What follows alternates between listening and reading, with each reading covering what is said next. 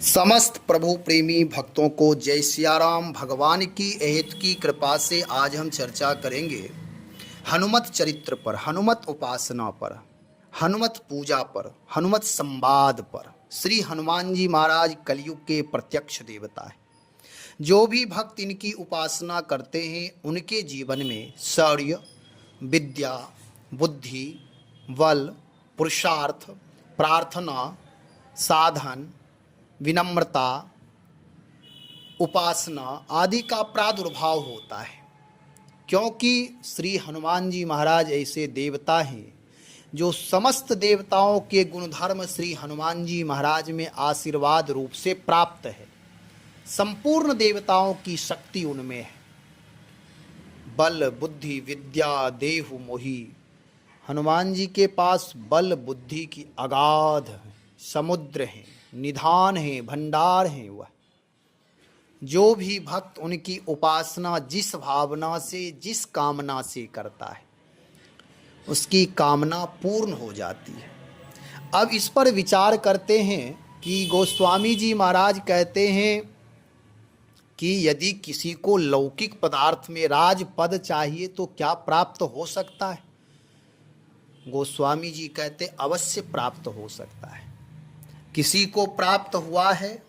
कहते हैं बहुत सारे कलयुग में वर्तमान में भक्त हैं जो हनुमान जी की उपासना करके कृपा प्राप्त किए हैं और उनके अंदर ऐसा पुरुषार्थ जगा कि उस पुरुषार्थ के बल से वे स्वयं धन, वैभव, समृद्धि के मालिक हो गए, राजा महाराजा बन गए। बहुत सारे ऐसे भक्त हैं। भक्त भी बने हैं, विनम्रता भी उनके जीवन में है और धन, वैभव, संपदा भी है।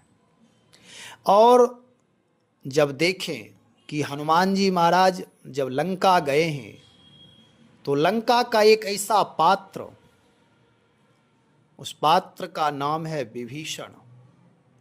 विभीषण जी वहाँ हैं। हनुमान जी जब लंका पहुँचते हैं समुद्र पार करके और वहाँ पहुँचने के बाद विचार करते हैं कि लंका निश्चर निकर निवासा, यहाँ कहाँ सज्जन करवासा। इससे पहले मैं बता दूं कि गोस्वामी तुलसीदास जी महाराज कहते तुम्हरो मंत्र विभीषण माना, लंकेश्वर भय सब जग जाना। लंकेश्वर भय कौन? तो विभीषण, जो आपकी बात मान ली, जो आपकी आज्ञा, जो आपकी मंत्रणा, सलाह, जो रास्ता आपने बताया, जो उस रास्ता का पालन किया, अनुपालन किया, अपने जीवन में उसे उतारा, उस मार्ग पर चला है, तुम्हरो मंत्र विभीषण माना। आपकी बात विभीषण ने माना। जो भी भक्त, कोई भी व्यक्ति जो हनुमान जी की बात मानते उनके जीवन में ऐसा ही चमत्कार हो जाता है, असंभव कार्य संभव हो जाता है। विभीषण जी कभी मन में ऐसा सोचे भी नहीं होंगे, उनके सोच में नहीं आया होगा कि लंका का राज्य मुझे प्राप्त हो जाएगा, मैं यहाँ का महाराजा बन जाऊँगा। यह स्वर्णमयी लंका है, इतने वैभव संपदा रावण अन्याय पूर्वक पूरे सृष्टि की संपत्ति बटोर करके वहाँ रखा था। लेकिन हनुमान जी की आज्ञा मानने का लाभ प्राप्त हुआ। हनुमान जी की बात, हनुमान जी के बताए हुए रास्ते पर चलने का लाभ प्राप्त हुआ कि विभीषण जी लंका के राजा बने। वही गोस्वामी जी कहते तुम्हरो मंत्र विभीषण माना, लंकेश्वर भय सब जग जान। वह क्या बात थी जो हनुमान जी बताए हैं और विभीषण जी उस बात को मान लिए। अब गोस्वामी जी रामचरितमानस में प्रारंभ करते हैं कि जब हनुमान जी भक्ति स्वरूपा जानकी जी की खबर लेने के लिए, सुधि लेने के लिए, खोज करने के लिए निकले हैं तो समुद्र पार जाते हैं, लंका नगरी में प्रवेश करते हैं और लंका नगरी में प्रवेश करते ही विचार करते हैं। वहाँ एक सुंदर भवन दिखाई देता है और आश्चर्य करते हैं कि हमारे प्रभु का, भगवान श्री राम का धनुष्वान यहाँ है। यह तो भारतीय परंपरा है, वैदिक परंपरा है, ऋषि परंपरा है। भक्तों का यह लक्षण है कि जब वह घर बनाते हैं तो घर भी मंदिर स्वरूप बनाते हैं, घर को भी वह मंदिर की तरह रखते हैं। वहाँ दिव्य निशान होते हैं, भगवान के आयुध के, भगवान के नाम के, भगवान के मंगल विग्रह के निशान होते हैं। और इस निशाचर नगरी में हाँ दुराचारी व्यभिचारी रहते हैं, जहाँ दुर्गुणी लोग रहते हैं, दुर्व्यसनी लोग रहते हैं, अय्यासी लोग रहते हैं, आतंकवादी रहते हैं, जहाँ अन्यायचारी रहते हैं। और वहाँ यह रामायुध अंकित गृह, आश्चर्य है। और इतनी सुंदरता की वर्णन नहीं किया जा सकता है। वहाँ तुलसी की वृक्ष भी है, ऐसा तो भक्त लोग करते। भक्तों के आंगन में, भक्तों के घर में तुलसी के पौधे दिखाई देते हैं। रामायुध, राम नाम से अंकित, राम आयुध से धनुषवान चिन्हित मकान मिलते हैं। और यहाँ आश्चर्य करते हैं, कहते हैं लंका निश्चर निकर निवासा, यहाँ समूह के समूह राक्षस लोग निवास करते हैं। यहाँ दुराचारी, अत्याचारी, आतंकवादी निवास करते हैं।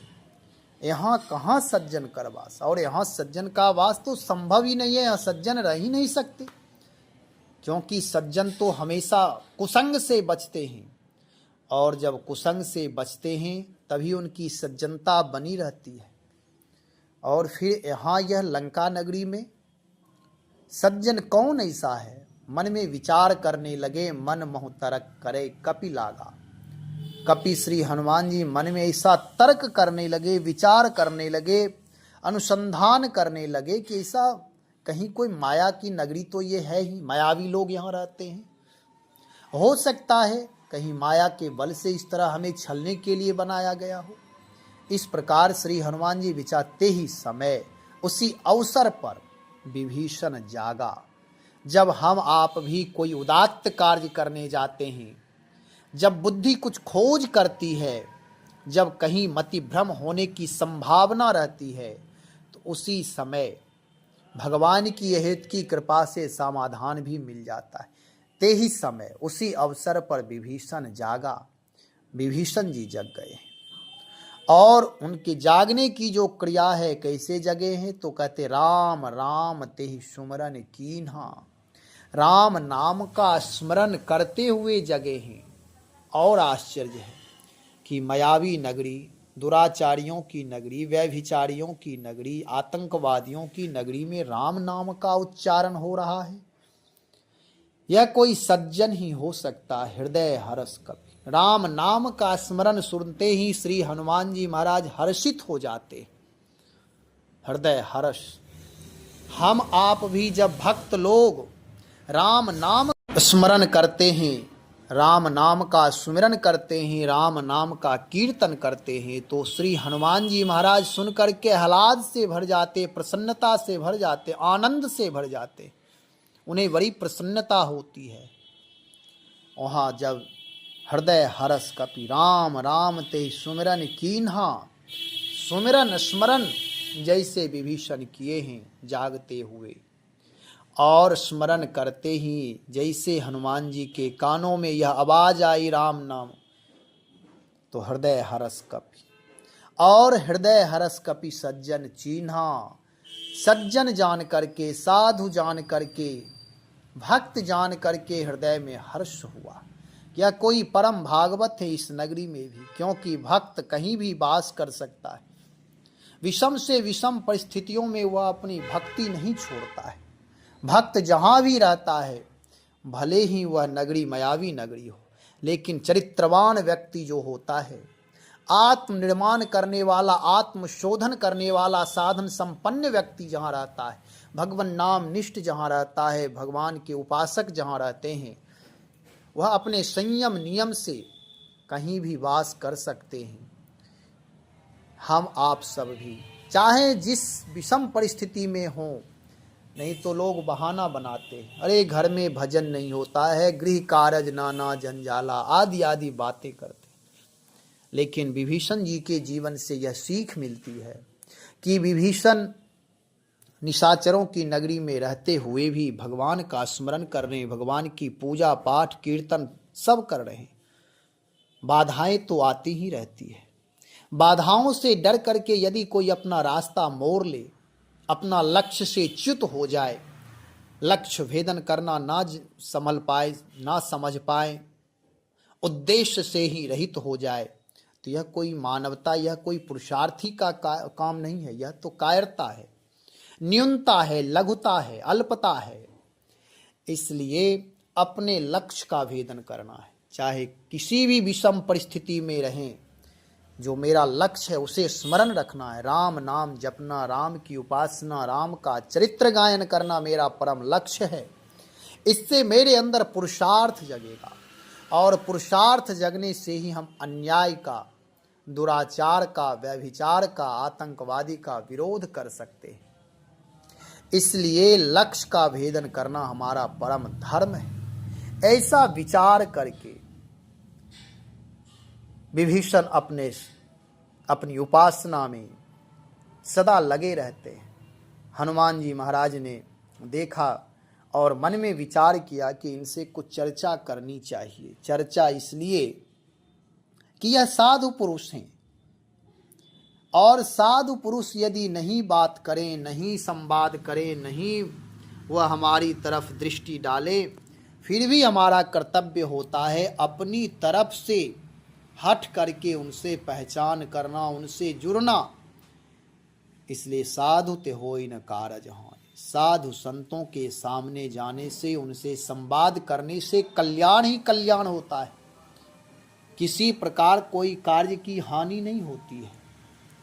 तो ये साधु हैं, राम नाम जापक हैं, राम नाम स्मरण करने वाले हैं, राम नाम के पुजारी हैं, भगवान के मंगल विग्रह के उपासक हैं। इसलिए इनका दर्शन अमोघ है। हनुमान जी विप्र रूप धारण करके विभीषण जी से मिलते हैं, फिर संवाद होता है। विभीषण जी पूछते हैं आप कौन हैं? हनुमान जी अपना परिचय देते हैं, और विभीषण कहते हैं कि क्या आपके प्रभु ऐसे हैं, क्या मुझे अपनाएंगे? और आप यदि कह रहे हैं कि अपनाते हैं, वह मुझे लगता है कि वह साधन संपन्न को अपनाते हो, और मेरी दशा जान करके आप भी आश्चर्य करेंगे कि मेरी क्या स्थिति है। सुनहु पवन सुत रहनी हमारी, मैं इस निशाचर नगरी में कैसे रह रहा हूँ। हनुमान जी ने पूछा होगा कि आप बताएं कि आप यहाँ कैसे भजन करते हैं। यह रामद्रोही, राष्ट्रद्रोही, अन्यायचारी, दुराचारी, व्यभिचारी, आतंकवादियों के बीच में आप इतने साधन संपन्न कैसे रहते हैं? कैसे आपका सुमरन, भजन, कीर्तन, मनन, चिंतन सब चल रहा है सात्विक रूप से? क्योंकि आपकी रहनी कह रही है। इसी पर कहते हैं सुनहु पवन सुत रहनी हमारी। आप जो मेरी रहनी देखे या आप देखे हैं, और मैं यहाँ दिन रात रहता हूँ, मैं बता रहा हूँ। सुनहु पवन सुत, हे पवन सुत सुनिए रहनी हमारी, मैं कैसे रहता। जिमि 10 नन महु जीव विचारी। जैसे 32 दांतों के बीच में जिह्वा रहती है, जिह्वा परोपकार करती रहती है। रसना नाम है नाना प्रकार का, वह स्वाद लेती है, और दांत उसे चबाता रहता है भोजन को। जिह्वा स्वाद लेती है, जिह्वा के बल से ही हम उसे अंदर करते हैं, लेकिन वह दांत इतना कठोर है कि थोड़ी सी यदि इधर उधर करते हैं तो बिना कुछ किए भी वह दांत जब उसकी इच्छा होती है तो वह दबा देता है, जिह्वा को काट देता है। जब वह काट देता है तो कष्ट होता है। जैसे वह जिह्वा बेचारी बन करके, अपनी दैन्य भाव प्रकट करके, हमेशा विनम्र बन करके, रसयुक्त बन करके रहती है, ऐसे ही मैं निशाचरों के बीच में रहता हूँ।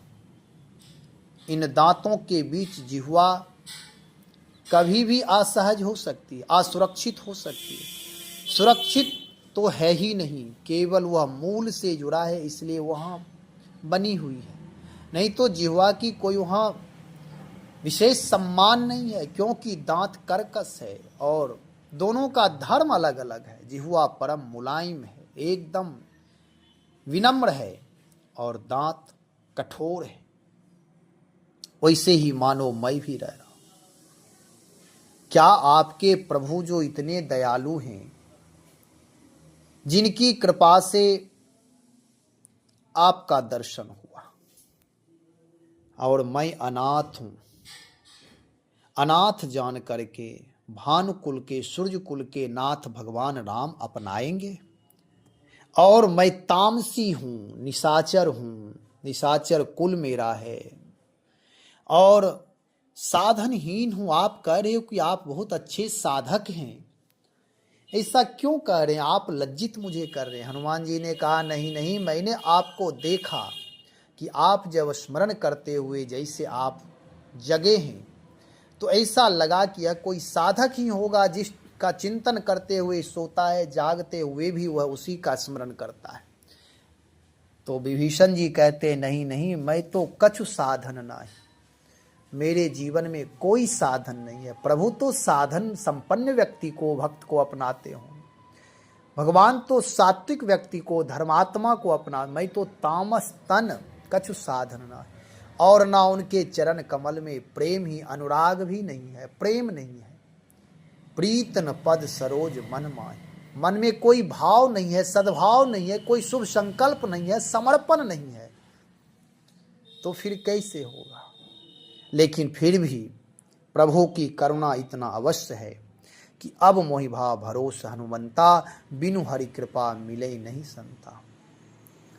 अब आपका दर्शन हुआ है, इसलिए मुझे भरोसा है कि प्रभु अवश्य कृपा करते हैं। उनकी कृपा से ही आपका दर्शन हुआ है।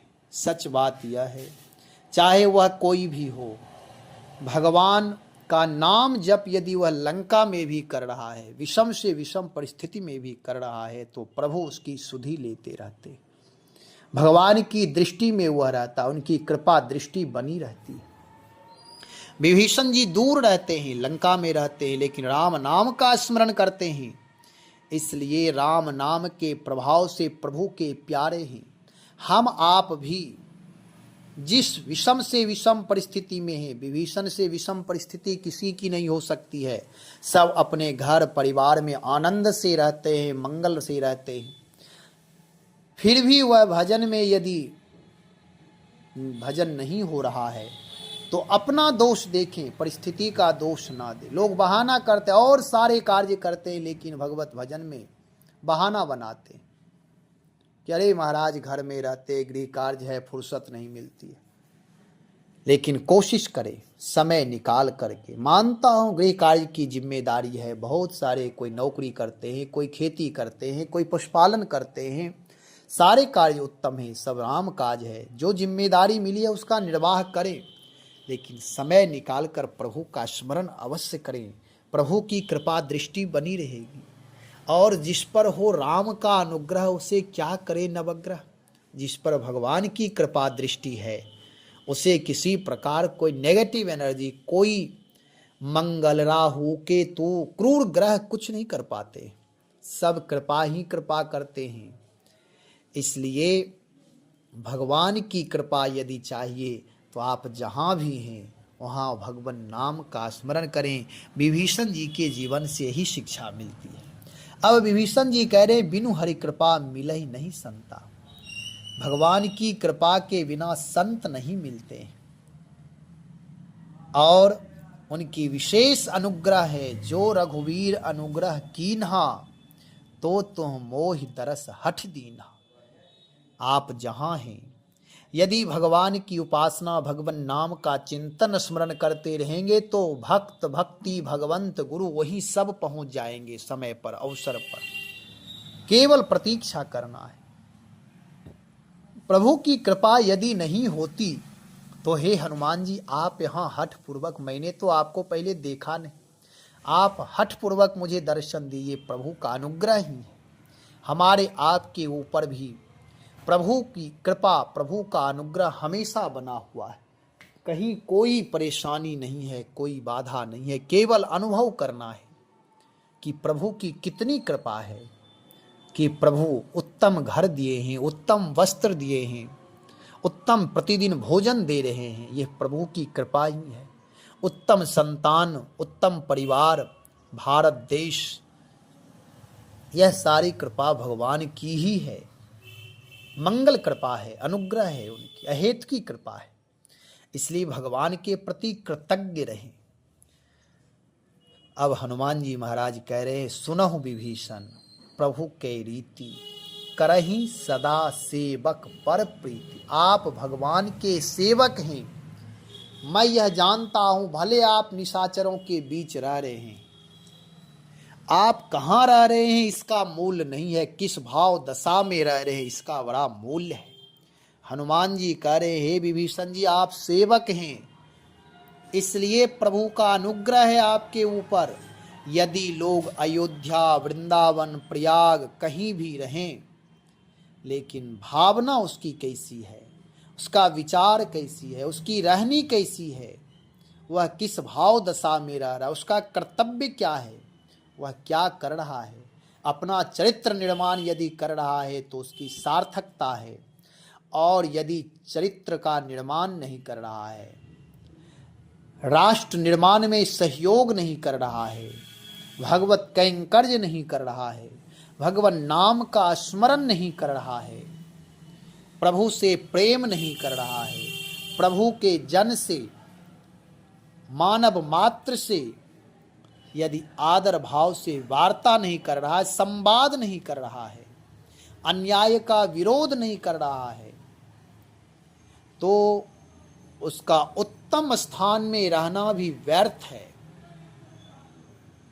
चाहे वह अयोध्या रहे, वृंदावन रहे, प्रयाग रहे, हिमालय में रहे, यदि वैचारिक दूषण है तो वह वैचारिक दूषण से उसका जीवन दूषित हो जाएगा और वह नरकगामी बनेगा, वह अपयशी बनेगा, उसकी कीर्ति नष्ट हो जाएगी, उसका उत्तम प्रारब्ध नष्ट हो जाएगा, वह सदा अधोगामी बना रहेगा, उसका जीवन दो कौड़ी का मूल्यहीन हो जाएगा, वह समाज के लिए मूल्यवान, आदर्शवान, चरित्रवान नहीं बन पाएगा। इसलिए किस स्थिति में, किस भाव दशा में, किस मनोभाव में मन मस्तिष्क यदि उत्तम है तो व्यक्ति घर में भी उत्तम है, और मन मस्तिष्क हृदय यदि दूषित है, दृष्टि दूषित है, श्रवण दूषित है, व्यवहार दूषित है, विचार दूषित है, चरित्र दूषित है, तो व्यक्ति यदि स्वर्ग में भी रहेगा तो वह नरक बना देगा। और विभीषण उस लंका नगरी निशाचरों के बीच रह रहे हैं, मानो वह नरक है। मानो विभीषण ने कहा कि मैं निशाचरों के बीच रह रहा हूं, जिमि दस नन मोह जीव विचारी, जैसे जिहुआ विचारी 32 दांत के बीच में रहती है, फिर भी वहां भजन सुमिरन स्मरण कर रहे हैं, प्रभु का अनुग्रह भी हो गया, राम नाम का स्मरण कर रहे हैं। इसलिए कोई जगह का उतना मूल्य नहीं है जितना स्थान का मूल्य होता है, परंतु स्थान में रहने वाला व्यक्ति क्या कर रहा है इसका बड़ा मूल्य होता है। व्यक्ति का निर्माण होगा तभी व्यष्टि का निर्माण, समष्टि का निर्माण, उत्तम समाज का निर्माण, उत्तम परिवार का निर्माण होगा। यदि व्यक्ति दूषित है, व्यसनी है, तो फिर वह उत्तम समाज का, उत्तम परिवार का, उत्तम संतान का, उत्तम राष्ट्र का निर्माण नहीं कर सकता। यदि केवल कल्पना करता है तो कोई कल्पना होगी। इसलिए यहाँ कह रहे हैं, आप सेवक हैं, करें सदा सेवक पर प्रीति। हे विभीषण जी, हमारे प्रभु की ऐसी रीति है कि जो भगवान के सेवक हैं, जो उनके नाम जप करते हैं, जो प्रभु के बताए हुए मार्ग का अनुसरण करते हैं, जो भक्त भगवंत गुरु में निष्ठा रखते हैं, जो भक्ति युक्त जिनका जीवन होता है, भक्तिवंत नीचहु प्राणी, चाहे वह किसी भी परिवार में जन्म, किसी भी स्थान में रहते हों, कैसी भी संगति हो, लेकिन वह वास्तव में भक्ति युक्त हैं, तो नीच से नीच प्राणी भी भगवान को अति प्रिय है। सेवक अति प्रिय भगवान, प्रभु की ऐसी रीति है, प्रभु की ऐसी प्रतिज्ञा है, करें सदा सेवक पर प्रीति। आप कह रहे हो कि हमें भगवान के चरणों में प्रीति नहीं है, लेकिन मैं कह रहा हूं हमारे प्रभु सदा सेवक से प्रीति करते, प्रेम करते, उनकी ऐसी रीति है, उनकी ऐसी प्रतिज्ञा है, उनका वाना है ऐसा। और आप मुझे तो देखें, हनुमान जी अपने लिए कह रहे हैं कि आप मुझे देखें, ना मेरा कुल उत्तम, ना परिवार उत्तम, मेरी चंचल स्थिति, मनस्थिति ऐसे। और भक्त जो होते हैं वह विनम्र होते हैं, और भक्ति दर्शन में दैन्यता ही सबसे बड़ी पूजा है। हनुमान जी जो ऐसा कह रहे हैं, अस्मय अधम सखा सुनु मोह पीर पर रघुवीर, प्रात ले जो नाम हमारा तहि दिन ताहि न मिले आहारा, इस पर बड़ा विवाद चलता है। ये हनुमान जी की कार्पण्यता है। भक्त लोग अपने को छिपाते हैं, अपनी विनम्रता दैन्यता प्रकट करते हैं, अपने अहंकार की पुष्टि नहीं करते। रजोगुनी तमोगुनी लोग अहंकार की पुष्टि करते, अपना कुल परिचय, अपने पद प्रतिष्ठा की परिचय देते हैं। लेकिन विनम्र लोग, भक्त लोग, सन्यासी, साधु, महापुरुष, राम नामानुरागी, राम चरित्र के प्रेमी, वह विनम्रता सिखाते हैं। इसलिए हनुमान जी विनम्र भाव में कह रहे हैं कि भैया देखो, मैं तो ऐसा हूँ कि कपि चंचल सभई विधिहीन। आप कह रहे हो मैं साधनहीन हूँ, मैं भी वैसा ही था, वैसा ही हूँ, लेकिन कीन्ही कृपा। प्रभु की ऐसी जो रीति है, सेवक पर प्रीत करते हैं, वह प्रभु मेरे जैसे अधम पर भी, हे सखा, हे भाई, हे मित्र, मेरे ऊपर प्रभु कीन्ही कृपा, कृपा किए।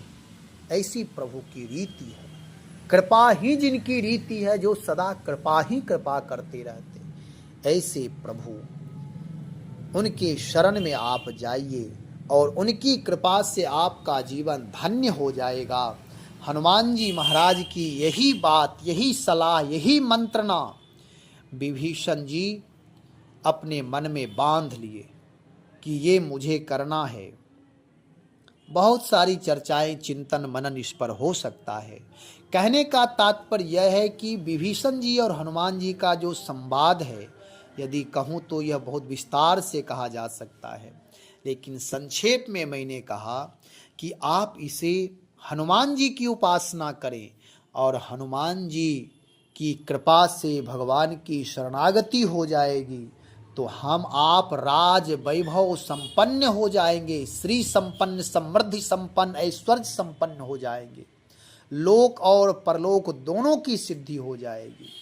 और भले ही शत्रुओं का साम्राज्य, निशाचरों का साम्राज्य, दुराचारियों का साम्राज्य हो, परंतु वह आपका बाल वाका नहीं कर सकता, कोई कुछ नहीं कर सकता है, क्योंकि हनुमान जी की हेत की कृपा से चाहे वह कोई भी हो, सब सुख लहे तुम्हारी शरणा, तुम रक्षक काहू को डरना। क्यों डरना है, किससे डरना है? किसी से डरना नहीं है, क्योंकि हनुमान जी का ऐसा प्रभाव है कि सब सुख लहे तुम्हारी शरणा। इसलिए हनुमत उपासना अवश्य करें, हनुमान जी की शरणागति स्वीकार करके हनुमान जी का चिंतन मनन करते रहें। श्री हनुमान जी महाराज सदा कृपा करते रहते, और देवता चित्त न धरई, हनुमत से ही सर्व सुख करई। अभी हनुमान जयंती भी होने वाला है, 4-5 दिन बाद चतुर्दशी को होने वाला है, इसलिए कोई न कोई हनुमत उपासना अवश्य करें। पुनः हनुमत अनुष्ठान पर चर्चा करेंगे। आज इतना ही। भगवान नाम का अधिक से अधिक जप करें, श्री हनुमान जी की हित की कृपा होगी। श्री राम जय जय राम, श्री राम जय जय राम।